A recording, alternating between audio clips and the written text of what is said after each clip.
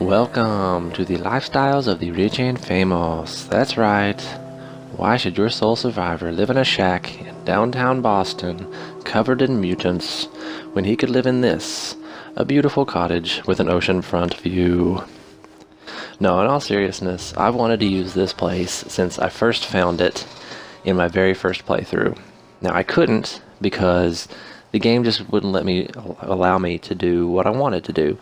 I couldn't put things where I wanted to. Things just wouldn't fit together. And finally, with mods, mainly Place Anywhere, and Scrap That Settlement, I've been able to do what I wanted to do. And I think it turned out really nice.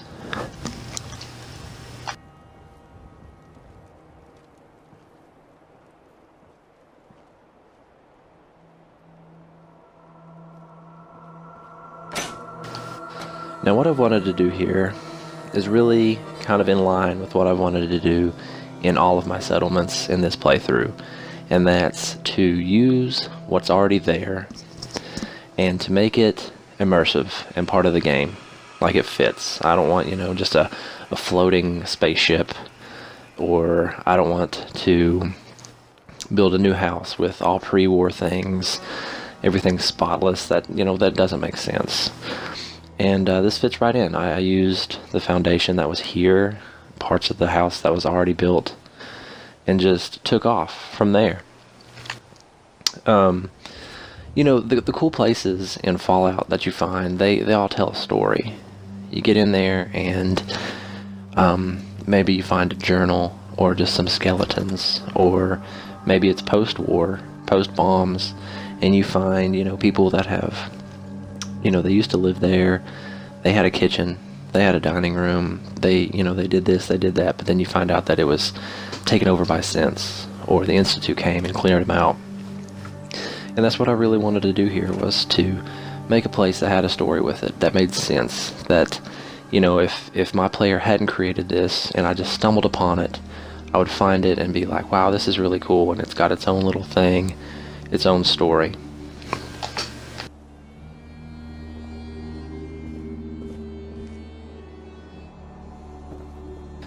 Now, the point of this cottage and the workshop was to have kind of a vacation home for my sole survivor and maybe his fling at the time, whether that be Piper or Kate or Curry.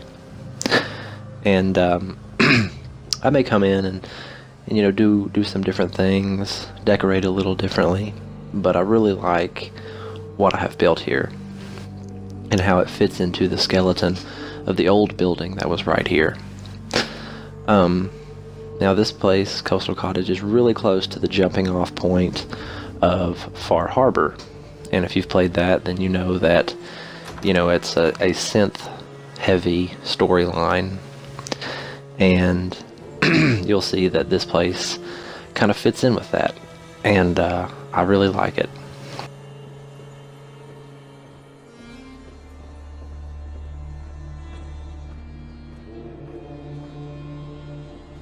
You'll notice that there's a lot of food here for, just a couple people coming to stay. And, well, this is why.